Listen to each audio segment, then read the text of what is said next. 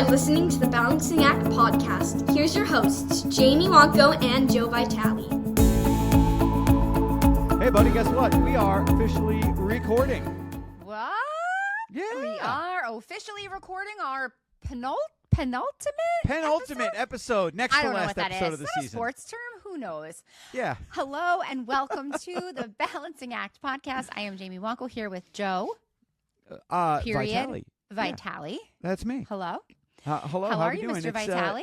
It's Junibration. You know, we're going through it. We're doing this one a little. Good times. Yeah. Come on. We're actually doing this one a little different. Normally, we literally organically do our opening in the beginning, and then we bring out our guests. But after recording our episode, we're jumping back into it. So this might be a new trend for us. We wanted to tell you guys, for those listeners who have like high school age kids, we think this would be a very valuable episode for you to grab your kids and listen with them. And the reason why is because our guest, Tara Williams, that we're going to bring in just a minute, really talks a lot about the struggles of executive function and organizing and schedules that late high school, early college students will face. And sometimes, like Jamie and I had just mentioned, you know, and I've joked about before, like as we become, you know, older and our children get older, we as parents don't know anything anymore. Sometimes and that's such a normal part of development. Yeah. What I'm going to do is I'm going to say, hey, Drew, want to go get ice cream? Come on. And then we're going to listen to this episode in the car together. Yeah. And I'll pause it. We'll go inside. We'll get the ice cream. Then we'll come back in the car. We'll eat it in the car while finishing. It's like you, from start to finish, Tara's advice and tips, tools, systems, what to do, what not to do, how to navigate the college landscape from a college professor and someone who has written a book on how to do it. She is a wealth of information and everyone needs to listen. And your kids do too. Absolutely. So one quick request for you, James, if you could, I need you to also take my children for ice cream because there's no way they'll do that with me. They would go with you though, and then they would be forced to listen to the episode with you. So absolutely. Yeah, let's do that. Everybody. You know, I got a little discount card recently. So discounts and did? Buy one, get one. I did. Yeah. Where? Carvel. At Nastos? Oh, Carvel. I got that one. Nastos also has a % off. I need that card. I like it's really sweet. Woodbridge jelly. I mean, you know, local yokels and stuff, but it's really good stuff. Sure. Well, before we get into bringing in our guests, don't forget our season 3 is brought to you by our presenting sponsor, Teachers Insurance Plan. Make sure you check out their website, which is tagged in our episode below. Teachers Insurance Plan, auto insurance that brings exclusive educator savings and exceptional customer care to New Jersey and New Jersey and Pennsylvania educational employees. So, James, we ready? Let's jump back into the episode. We hope you guys really enjoyed the talk today with Tara Williams. Check it out. Yes. Okay. Well, hey, Tara Williams. What's up, West Coast? First of all, I really hope you guys are watching this on YouTube because she has 4, or any other streaming platform that has video. She has 4 epic paintings behind her of like art of the Golden Girls, and they are amazing, and I love everything about them. It's my wife will sometimes watch the show like when we're in bed, like, you know, going to sleep, and I'll wake up to like multiple episodes of Nick at Night Golden Girls. So Tara, welcome. So good to have you. Nice to meet you. Thank you. So nice to meet you guys, and thanks so much for having me today. Yeah, Tara, thank you so much for joining us. Can you give us a little bit of information about your background or area of specialty? Sure. So I have a PhD in synthetic and organic chemistry from the University of Sussex, and I am currently a tenured professor at College of the Canyons in Santa Clarita, California. I've been there 10 years, and I've had my own company working with neurodivergent students for the last 11 years here in Los Angeles area. Nice. Excellent. So what does some of your work with neurodivergent students look like, or children look like? So we work on the sort of tough transitions. I started out working on the transition to college, as that seems to be a really hard transition for students. And then we sort of started getting calls more and more from parents who had students who are struggling with the transition from middle to high school, and now even from elementary to middle school. Oh. And how do we work on those transitions? and to sort of make them easier. And I would say from early intervention, we're getting a lot more students that have autism or AUHD, along with most of the students that we work with that have ADHD. Wow. So I got to ask here, you said your degree was in what again? Synthetic and organic chemistry. Okay, so but like, how does one get to that to this? Like, what? Like, Bird, walk me through that, because like, Sure. I mean, I know it's a common question, right? yeah, it's a little different from your educational background to what it is you're actually doing on the day to day. I'm a first generation student. So when I was in my undergrad at Florida State for chemistry, they were like, "Hey, Tara, you can either get a master's in like criminology and pay a lot of money for it, or you can get a PhD for free if you get into graduate school as a chemist." Me never knowing I had to find something no one else has ever done in the world and publish it. So very naive, very naive. But as part of that, you get a stipend and you are put in the classroom sort of your first day. So I was a TA at 23 years old when I started my PhD right out of my undergrad. So from there, I had never heard of things like accommodations. I had never, been in front of the classroom with other students. And I really learned that students really need different things depending on the student, right? That students learn very differently. And especially in a field of STEM where you're telling people that something exists that they can't see, right? Like, we have atoms, believe us, right? So I really learned about accommodations and about students and the different learning needs and how to think about things visually versus auditory, versus how can we get them to hold things in their hands, right? Like, how can we show them what molecules are, things like that.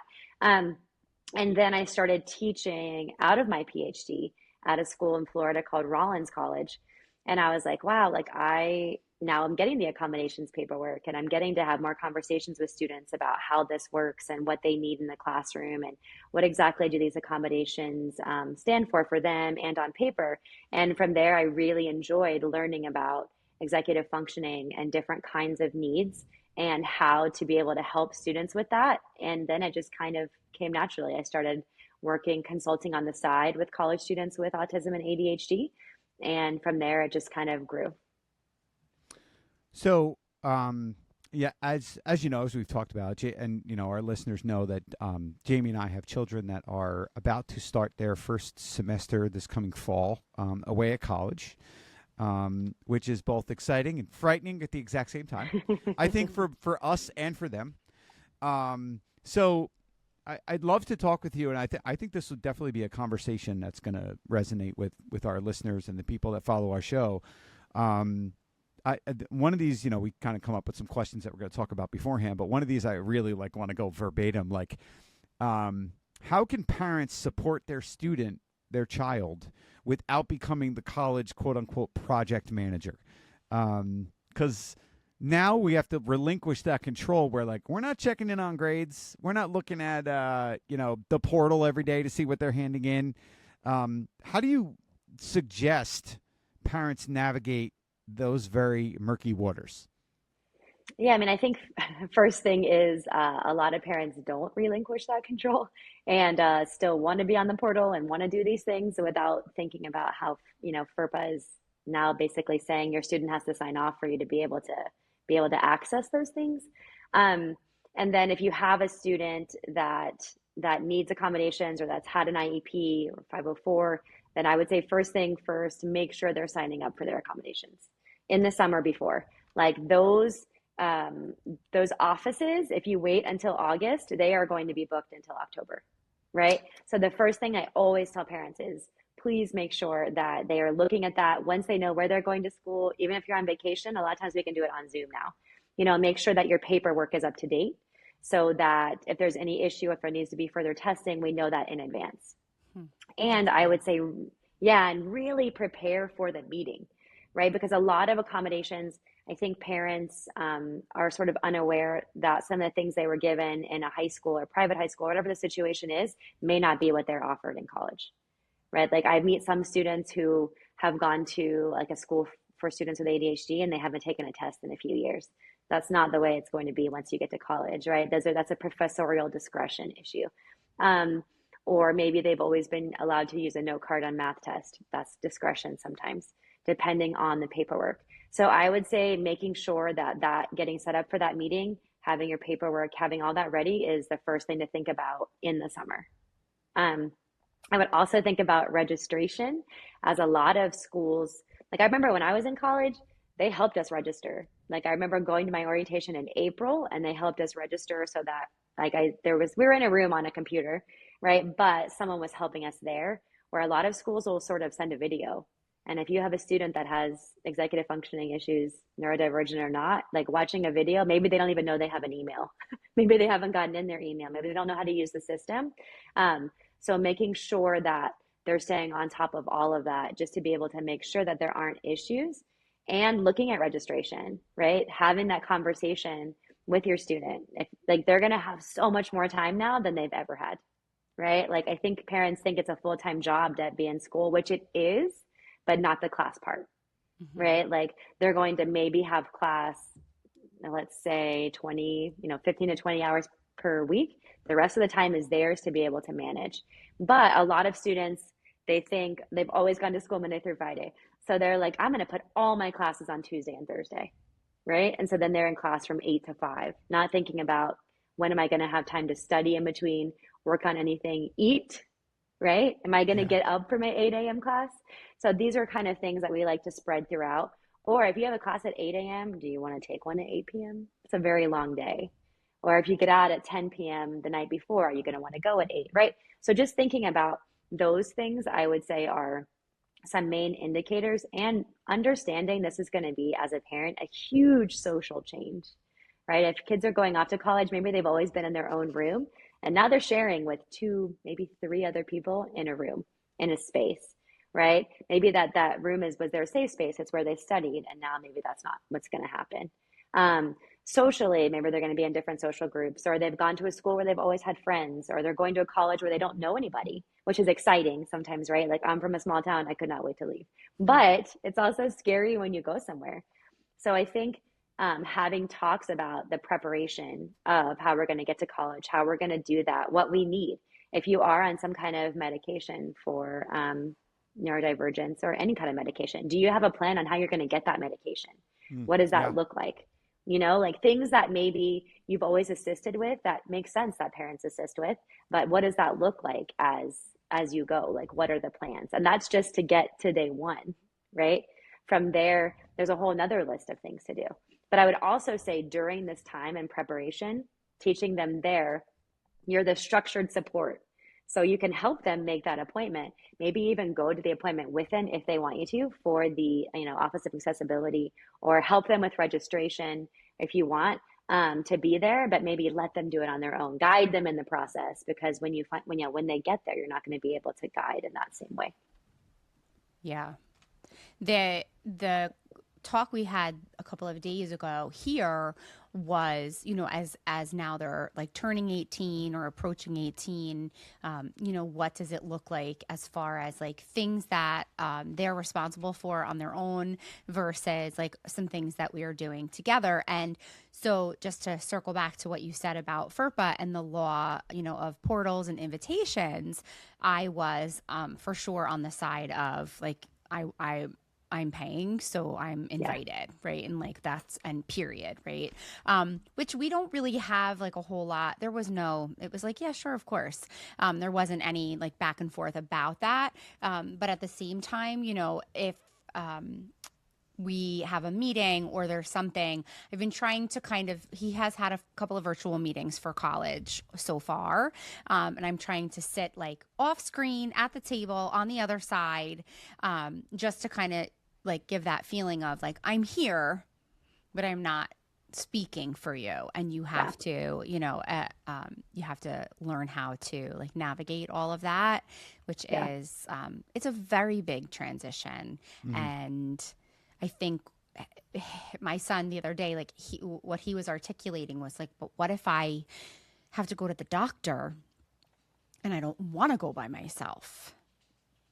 And it was like a real genuine, I said, you never have to do anything. That's what we are. That's why we're here as a family. Is it the same way that I take your father if he doesn't want to go and sit in a doctor's office alone, is the same way that like we would never have you do that. So it's like that difference between, yes, you need to be responsible. Yes, you need to take care of yourself. But at the same time, like none of us, myself or my husband included, are living like by ourselves, doing everything by it, so I don't, it's like you have to do it, but also like we'll always be in your corner kind of a thing. For sure. And maybe once you go with him the first time and he'll be like, oh, I don't need you to go anymore, Mom. Right. Or maybe it's something more serious and we all want our parents to be there.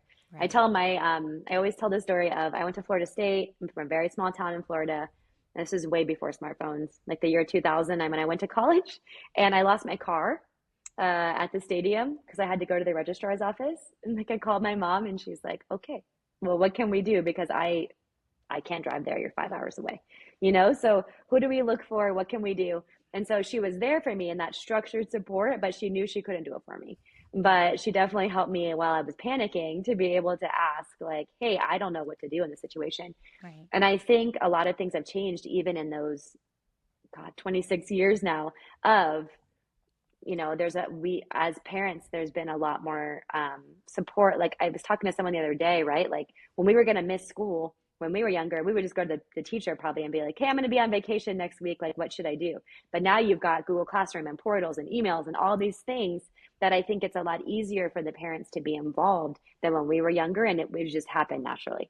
So I think that structured support of you supporting them as they're going through this transition, because the emotional support, to me, the academic support is important, but the emotional support wraps around all of that in that big transition. Yeah, absolutely. And that's something we've talked about too, is like, we're the parents that, of the generation of all the things. You got to do all the things. And if you're not doing all the things all the time, doing all the things, then you're not a good parent. Like that's not how we think, but like society views people and views parents that way in a variety of different ways.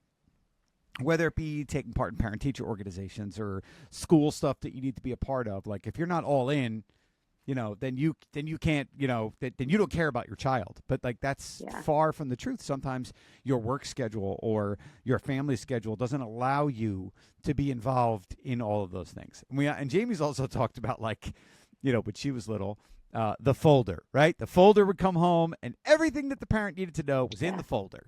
And I had the folder. And now I it's like romanticize about the folder. I really, I do. I think of it and I think, oh gosh, must have been amazing. So simple. I mean, I talk to parents still about that because still the folder is really popular in elementary school, and there's a packet of work that's due on Mondays, right?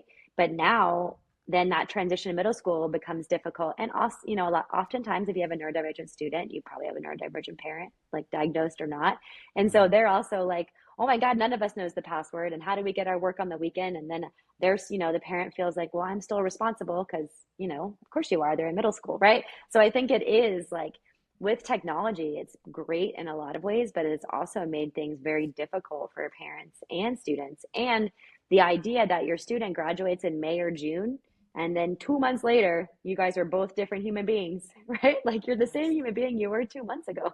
How do you balance that, 2 months later? Yeah, and even what when would you say what would you say is aside from time management, which I would imagine, the high school structure day to day, would you say is one of the greatest challenges for college students in their first semester? Self-advocation, wherever that lies. Does that lie with a roommate? Does that lie? I mean, and I'm part of all these Facebook groups. I mean, I have a business. I work with college students. I like to obviously offer services, but to see what's going on. And there are so many parents who are trying to deal with dorm issues. What do you do if their roommate doesn't clean up? What do we do with this? Like, do I move them out? Right? Because I think the student, I'm sure, like, I know that I did this with my mom, would call and complain about my roommates, right? But then she'd be like, well, you got to figure it out, right? Like if you have to keep cleaning up after them, then it's only for a semester or whatever it is. Like you have to do what makes it, life better for you. But for me, like that is a lifelong contract, right? Like most of us now, when we leave college, we're going to be living with roommates. So how do you learn to have those talks with people And more importantly, how do you learn how to have those talks with your professor? Or with the registrar or with a doctor or whatever needs to happen, like that self-advocation, all of us have help until we're 18 on how to do those things. But I would say that's the biggest issue, because when you miss an assignment, you have to now go to the professor or send an email and be like, hey, I missed this. I messed up. I'm taking accountability. What do I do to fix it? If it's a 0, I will accept it, but can I turn it in for you to look at it? Or can I, you know what I'm saying? Like, Yes. How do I still advocate, but also accountability? As a professor, I think accountability gives me 100% more chance of giving you another chance if it's not blamed on me, right? If it's, hey, I did this and can you help me? And I would say 90% of professors are like, yes, of course I will help you. Or if you don't understand something, come to my office hours or whatever it is. Like I always tell my students, I love it that you go to the learning center, but no one knows more of what I want than me. So, and if you wait till the end of the semester, which always happens after I've submitted grades to tell me everything that happened, I can't change it. But if you're having a problem in week 2 or 3, or you even go to your professor in week 1 and say, hey, this is what I struggle with. Like, how do I do best in your class? And we know who you are. That helps every single time. And even like if you don't struggle with anything, right, which is rare, you should still go to office hours. Introduce, Absolutely. like I'm telling my kids, Yes. like introduce yourself. Go, even if it's a 2-minute conversation, go and say, hey, I'm just starting, freshman first semester, just introducing myself. Hi, have a conversation, talk to them. You never know, you might have something in common. Like create a human relationship, use words. Like those are all good things to do. Even if you get an A on your test, you probably missed something. Come talk to me about it. Tell me what you missed. Tell me, or like I see students who get their first test grade back and they've always gotten A's. They now have a C on their first test. They are very disappointed. And I can see it in their face and it makes me sad, right? Because I care about them. So my first thing is like, trying to wait till I can kind of talk to them and just be like, hey, why don't you stay for a minute after and let's just talk about it and like how you can do better next time. And more, like I tell all my students, we're all going to fail at something. I'm sure even you guys remember the worst grade you ever got. I do, more than I do the best grade I ever got, because then you have to figure out how to come back from that. So the coming back is so much more important than how you did on something, right? We only learn from, I don't want to say a mistake, right? But we learn when things maybe aren't going great. Yeah, I famously, the only D I ever got on my report card was in the 4th grade in handwriting when they used to do cursive writing, and it is well deserved. And I just joked today with my wife. We were on a call, and I was like, yeah, and I miss those questions because I'm not allowed to fill out any paperwork because I have the handwriting of a kidnapper writing a ransom note. Like it's just awful. So I've gotten a 20 on a quiz before in organic chemistry, and it was a hard pill to swallow, right? But I feel like I still give quizzes in my classes because that's a way to tell you they're low stakes, low points, but I don't understand this, rather than waiting until a test and being like, and students have a way of procrastinating. If I don't give any assignments for 4 weeks, then that's a rude awakening, right? So using office hours, if your professors only have a test, once a month or a midterm, whatever we call it, go see your professors and be like, I've been working on the homework problems. Can you tell me if I'm on the right track, so that we're not failing a major assignment and then you're feeling all kinds of things and you're now moving uphill. That's good. That's very good advice. Have you ever thought, I work in education, why is finding a job so weirdly hard? Yeah, scrolling through random job boards where half the listings don't even make sense is not the vibe. That's why NJSchoolJobs.com actually makes sense. It's a job board built specifically for New Jersey schools, public, private, charter, and parochial. Teachers, administrators, counselors, support staff, coaching opportunities. If your job involves a bell schedule, this site's for you. It's free for job seekers. You can upload your resume, set job alerts, and apply without jumping through hoops. Schools across New Jersey actively use NJSchoolJobs.com, so these are real, current openings. They also host virtual job fairs where you can connect with multiple districts online. No driving all over the state. Those are coming up soon, so check the link in our episode description to register. Head to NJSchoolJobs.com. Hey, teacher besties, I'm Andrea Forcum, and I am so excited to share with you that my book, They Never Taught Us That, is available right now. It is everything an experienced or first-year teacher needs to manage the chaos of the modern classroom, including some anecdotes to make you feel a little bit better. Because if there is a way that you can screw up, I've probably done it. It also has advice on how to build trust with families, how to manage grading and lesson plans and IEPs, and everything else that they never went over in your teacher prep program. They Never Taught Us That is available everywhere right now. Yeah, I also was wondering from your perspective as students are, working to build independence and work out on their college campuses. Like you said something very interesting about when you were talking about the Facebook groups about the roommate thing. And you said something like the parents said, "Oh, should I move them out?"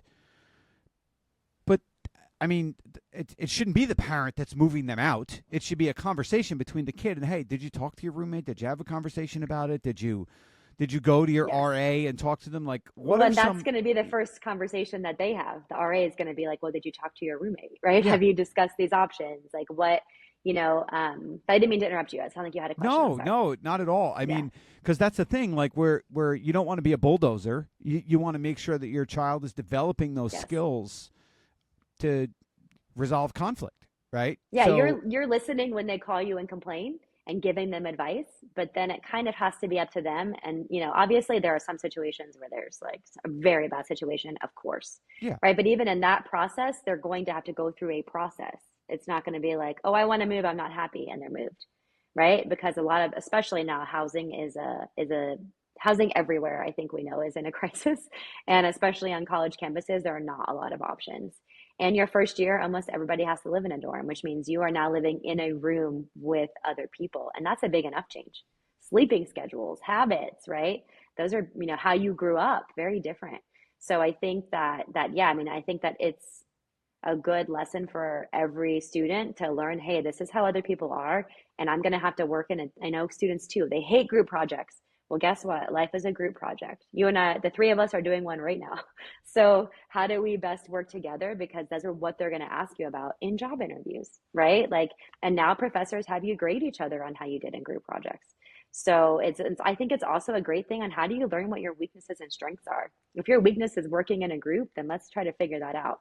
But I think working with other people is always going to be a challenge. But how do you learn to advocate for yourself and learn something about yourself in the process? What's the line, do you think, between trying, to live with multiple people versus what might not be healthy for someone who is neurodivergent or has other like mental health concerns? That's a great question. Well, first off, if you have that documented, always try to apply, right? That they can always try to apply for a single. It just depends on if they have availability. Or I would always apply to have maybe be in a room with less people. So maybe it's just a suite, a double. And a lot of the students that we work with autism haven't had an issue with that. But they usually go out more, right? Like it's harder for them. So if they're going to go study, they're probably not going to do it in their room where there could be a person and everyone else in there, which I always tell students, don't study in your room anyway. We all do better when we are around other humans and you're not isolating and if you're stuck on an assignment, then you can be like, hey, I'm studying with a group. Like, hey, I really don't understand this. Can you maybe explain this to me or tell me how you're doing it? That's a way to self-advocate with another human in the same class going through the same things as you are. Because once again, we can call our parent and be like, I don't know how to do this. I'm so stressed. And then as a parent, what happens? You immediately start getting stressed and trying to fix, right? Because that's just you're a parent. You love them. That's what you're going to do. Yeah. Whereas like body doubling and I always tell my students just going to mention that. I think that's one of the most valuable strategies that people can try. I still do it. I work from home all the time, but I have to go out sometimes if I'm tired, if I don't want to do something because I'm sitting around other people and I'm like, oh, I need to be working because they're working, right? It's and I think, like I said, that's also, if your student is struggling socially, make friends in your class. I had friends in my chemistry classes that I did not see socially, but we studied together. And that worked well for us, right? We were very different socially, but when we studied together, it gave us a way to be able to help each other. And I tell my students that first day, like, I'm not going to answer your email at 10:30 at night. Find someone you're going to be able to text to do that, or you guys study together. Also, you never know if you understand something until you explain it to someone else. I tell all my good. students, if you can't give directions on how to get to your house from somewhere, you don't know how to get to your house. And I am famously bad with directions, so I completely understand that. But if you can explain it to your friend, you actually understand how to do it. And for me, that's a check your understanding. Yeah, That's great. That's great. Yeah. Can you explain, like, in layman's terms, like what body doubling actually is for those of us who are listening? Yes. You know, It's just basically like been proven evidence, like psychologically, that if you are with another person, you get more things done. Right. And I think it's even easier now because some of my students even tell me they'll like call their best friend on FaceTime and be like, hey, I need to fold my laundry. Can you just, sit with me while I do it?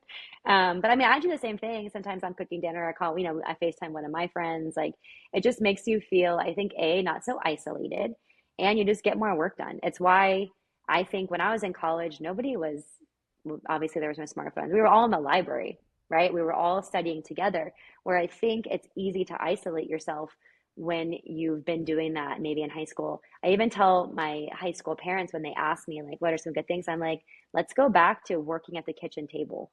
Like your student is on their laptop at the kitchen table or their iPad, you're doing something else. Maybe don't be on your phone if you're telling them not to be on their phone. So like I remember being at the kitchen table, and like I said, my parents were not college educated, but my dad would be sitting there doing the checkbook, right? Or whatever. Or if my mom was there, she's reading a book, right? Whatever. But knowing that they were there to make sure that we got things done, but them being there also helped me. I love to read, so I probably would have been doing that, or on the phone. But yeah, like I think that having those skills also teaches students how to not self-isolate, because we know students that if they don't understand something, then they just stare at a computer screen, sometimes for hours. And that's so shameful and feels so icky that you can't figure it out, right? And then you don't know what to do. And then that's just going to spiral. Yeah. I also, one of the things you mentioned about like not studying in your room, like, yes, of course, there might be times where you have to do that. But I think that's a very good tip, because you don't want to equate your place of rest and respite with a place of work and stress and frustration. So it's good to get out and do something else. It's like when Jamie and I both taught, during the pandemic and did online school. I used to tell kids that were like, cameras on, no laying in your bed, right? Yeah. Like, get out of your pajamas. Like I used to, I can't monitor what you're wearing. Make it like real school. Yeah. Get out of your pajamas. Go sit at a different table. Sit up in a chair. Like those are things that we should be doing, because you don't want to be working in your bed anyway, because you don't want to equate the place that you're sleeping with where you're working. So psychologically, you want to separate those two spaces. And sometimes, the kids that we deal with might not be able to see the bigger picture on things like that, like why we're suggesting it. But every once in a while, the light bulb goes off. So especially if you're studying if you're studying in your room and you got 2 or 3 other people there and they're inviting other people there, now you got like I've had like sessions with students, and I'm like, you got to not do this next time because you're not listening, because there's 6 people in here. You don't want to be with me, you want to be with them, which is fine, but we can't get anything done when that's happening, right? And I do have to tell you one funny story about body doubling. Like there are now people. I spoke at a Neurodivergent conference, and I did an activity where everyone brought something they'd been putting off. And it was March. I had 7 adults who signed up for their taxes to get their taxes done. I had like someone else who signed up for a new insurance company. Someone needed to pay a bill they'd been putting up. It's just really funny, like that we all struggle with it. That technology in some ways makes it harder to be able to get things done, I think. Yeah, we took the kids we had a field trip, and we kept asking them, like, please, you're going to this really fun social experience.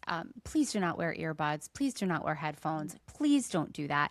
And so some of the adults, we were having a talk about how many people leave earbuds in or headphones, even if they're not always on, because it shows other people, like, please, or it says to other people, please don't talk to me. Yeah. And I had never thought about that before. And I'm, a chatty Kathy. So to me, it's like, yes, of course we're going to have a chat. And like, if I'm at the deli counter and like, you want to ask me like what I'm getting, like, yeah, we'll chat. It's fine. So that generational difference of, don't, is also, in when I'm thinking of like self-isolation, is also you could be in your room with your roommate and you're still both ignoring each other for one reason or another to avoid maybe a task or something else that you should be doing. But there's so many different things and approaches that they take to, it's like we're on a boat and there's a DJ and there's kids dancing and then there's like 5 kids who are just on their phone. Yeah. Yeah. It's an escape. It's a safety. I think it's, and certainly not social or helpful for someone who is, a regular learner, let alone someone that's neurodivergent. Yeah, absolutely. And you see it in the classroom all the time. I'll tell my students like, hey, let's take a 5-minute break, but I make them go outside and not take their phone. Because our labs are 3 hours. I'm like, we need a little bit of sunshine. Yeah. 3 hours. Or something. I can't do much for 3. I can't do much for 3 hours. You're moving around, so I think it's easier. It's not a 3-hour lecture. But that's the other conversation to have with your student. Like a lot of classes for college are 3 hours long at night. And it's deciding, is that for you? If that's the only section you can take, let's talk about it. But is that for you? Right? Because I do think, like when I'm talking about that change that is expected, some students fully believe who they were up until June, they will be a completely different person in August. And they will not want to use their accommodations. They will not want to use their, extra time. They will not want to self-identify as having some kind of learning difference. They think everything's going to be fine. And those are the students I almost always get second or third semester that are on academic probation or failing out because they have always had that help. And then they're like, oh, I don't need it anymore. But yeah, you do. Like you're still the same person that you were all those years. Yeah. And there's nothing shameful about that. Right. So do you have any kind of organizational like planner or system that you think is helpful? I mean, our children where we live, they have they have block scheduling. So at most they have 3 academic classes usually, and then a gym or something. So they really don't have the experience of having to organize like a ton of classes where like when you get to college, it could be 4 or 5, certainly more than they're used to. So is there something that you recommend for that? I mean, I would always say, I know nobody likes Friday classes, but also understanding as a freshman, you are getting last pick of everything. So whatever you get is what you get, right? You might not be able to have that no Friday classes until, junior year or whatever. But I would always say maybe take 2 Monday, Wednesday, Friday, 2 Tuesday, Thursday, or things like that. And do not take a class at 8 a.m. unless, sometimes as a freshman you have to. That's a different story. But that's going to become more difficult. Once again, you're living with other people. So it might not be your choice when you get to go to sleep. But, and I would always say, once again, I think students are used to that massive block scheduling, but now knowing you have to take a break to eat, to go to the bed, you have to make those decisions now. It's not made for you. So understanding those breaks. And if you're a neurodivergent student and you have accommodations, you're going to get time and a half on your exam. So how can you block that where if you can take it with everyone else, have that additional time, but then make it to your other class? Because if not, you're now going to have it at a different time than everyone else, or you're going to be late to your second class. A lot of times students are like, well, that's fine, I'll just be late. And I'm like, that's not fine though. It's not fine to the professor whose class that you need to be in. Right. And so then it just kind of becomes a mess. So thinking about how can we have that, and at the same time too, maybe not have a class at 9 a.m. and then not one till 5. It's as we all know, it's very difficult to motivate yourself to go back at 5 p.m. So any kind of healthy break, maybe like an hour, hour and a half, or 2 hours if we're thinking about testing. And then you have time to get lunch, to do things. Because a lot of times you're not going to eat breakfast. So, but you need to eat by a certain time. So that's kind of what I think of when I'm working with my students. Sometimes you don't have control, and your first year, the schedule is just bumpy. But at the same time, like doing what works for you, and do not book everything on 2 days. That is like, I think, one of the worst things that you can do. Is there any kind of system so I love a piece of paper and I love a book and I love my pen, but is there anything that that you have, like, whereas it's like a planner or a calendar or an app, is there something that you think is helpful? I mean, we typically, when we meet with students the first time, we have that conversation, like what has worked and what hasn't. And I think it depends on the student, honestly. Like some work great with Google Docs. We can even set it up on there because most schools have Outlook. So then forwarding it to their Google Docs. we also make as a service, we take all their syllabi at the beginning of the semester and make a master calendar so they can see, hey, I have to schedule my quizzes or tests 2 weeks in advance. And then we have a more tabs to make them more specific for the other ones, but just something all in one place. But some of our students use Post-its. Like one of my students had a wall of Post-its that was just red when it was needed, yellow if I had some time, green if, So I think it really just depends on the student. That's a great strategy to use different color coding. That works, so it's visual. Yeah, or emojis. I tell even with my my staff, if you need something from me on Slack, please put a fire emoji, and I'll be like, oh God, I gotta do that now, right? How much fire is there? Is there 2? So, but I think. Listen, you shouldn't be joking around about fire being in Los Angeles after our true, conversation from earlier. From last week. I can't joke around about that. We were supposed to record with Tara last week, and unfortunately, she was stuck in gridlock traffic outside of Los Angeles due to a car fire, which can be very bad. We've learned. For sure. But yeah, just make sure it works for them. And the other discussion too, I think, Jamie, is not to push your system on them, because what works for you, a lot of times I think parents will get really frustrated. Well, I tried this. And I'm like, well, that doesn't work for them. So have you thought about asking them what works best? Right. And understanding, just I'm sure your system is very different. I mean, I hate Google Calendar because I don't like having to plan out every second of my day, but I have to now. If you have a business, if you're in school, if you're whatever. And so I think we all just have to have that moment of what works best for us. Right. I use Post-its, I write things down. I send myself reminders in my phone, but I think it's not going to be one thing that works, and there's things that are going to be missed. That happens for all of us. Yeah. But there's got to be some system. I love a system. So there has to be. There has to be a system or multiple. And probably a backup system. Yes. No. You can't go into this. If you have it on your Google Calendar. You can't go into this winging it. You can't go into this. No. And reminders, I'm terrible about my reminders. I have the reminder set on my iPhone, and I'll look at it and I'm like, okay, that is gone. I always have it remind me again the next day, or I'm constantly change that reminder to tomorrow. And then but I think also talking about systems, don't make yourself a list of 25 things to do, because you're not going to do them. Right. Yes. And I always tell people in general, students, people, whatever, the thing that I do that's successful for me is I pick the easiest thing to do off my list first. Mm-hmm. So then I feel good about it. Oh, cool. I can keep going. Right. I didn't pick the worst. Sometimes people pick the worst things first because they want to get it over with, but think about that motivation tactic, right? I'm not looking forward to doing that. So I'm just going to keep putting it off. Or students that are taking exams, get testing anxiety, go to a question that you recognize. If you're looking down and everything is sending you into a panic, find something that you're comfortable with. Answer that first. Then you'll start your nervous system will slow down. You'll be like, okay, what can I answer next? Instead of just being all of us, I'm sure, have looked at a test and been like, am I in the right class? That doesn't seem no, it's really seem like I've seen this before. That is also really good advice. And we've talked a number of different executive function experts about different strategies that you can implement, like the Pomodoro method, and saying hey, I'm going to do this for 25 minutes and then take a little bit of a break. You'd be surprised what you can finish in a period of time where you are focused and dedicated and intentional about getting your work done. And we also love a good reward. So reward yourself. Everybody likes that as a human. Ooh, piece of candy. And then you get to have have some M&Ms. Everybody loves some M&Ms. Exactly. So, the elephant in the room, I think, for me, and I've had this discussion with my kids before, is what do you do if it's not what they expected, right?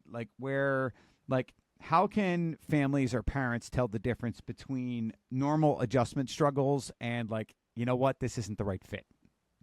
For the neurodivergent and non-neurodivergent student, how can we, when should the red flags go up?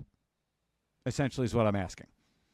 I mean, obviously it's different depending on mental health issues and things like that. But I would always say giving it through the first semester, right? And then reevaluating. How were the grades? How were the support systems? Sometimes support systems at the schools just don't match the students, or the social life is different. I've worked with a lot of students who transferred. And I think if they're going to transfer or they're very unhappy, they make it through that second semester a little easier, because only going one semester is going to make it that much harder to transfer, right?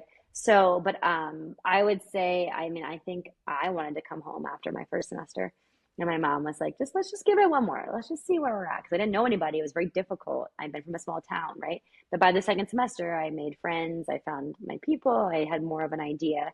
So I would say giving it that first semester and also asking maybe why they want to go. A lot of students I have found is a major problem, like as in their major. They don't like what they're studying. So then maybe we have the discussion. Why did you do this? Are you doing this because mom and I do it? Or are you doing it because you thought it makes you money, but it's not making you happy?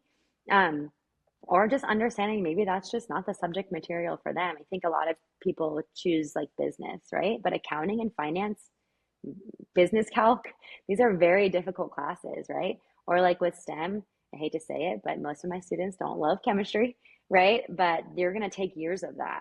So is that what you really want to do? Or, a lot of students want to be nursing, but then they tell me, I really don't like people. I'm like, well, that's a really large part of your job. Yeah, kind of. Yeah. Yep. So it's kind of a service industry. I mean, it is. Yes. It isn't, but it is. Yeah.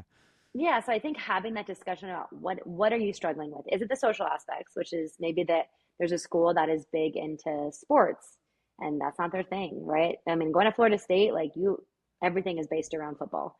So I was social. That was my thing. I liked that. But some of our other students, maybe that's not for them, or maybe at those bigger schools, Greek life tends to be huge, right? So if that's not something for you and you can't, but there's also 98,000 clubs at schools now. Like it's so cool when you hear about some of them, you're like, wow, I wish I had that when I was, in college. So I think it's having the discussion of why they're unhappy. But a lot of times it tends to be a major that maybe they're taking classes that they just hate. And they now know this is the intro of what I hate. Am I going to have to do this for forever?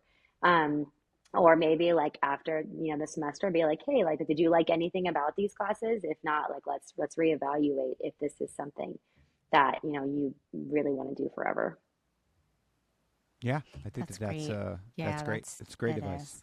I can't thank you enough for being willing to, open up the your brain a little bit and let us, pick some stuff out that's definitely going to help us, not only with our own children, but also with, the fact that I think our listeners are going to resonate with this as well, because many of them have children that are either in school or about to, or they're looking at colleges. And these are all very important talks to have with your kids.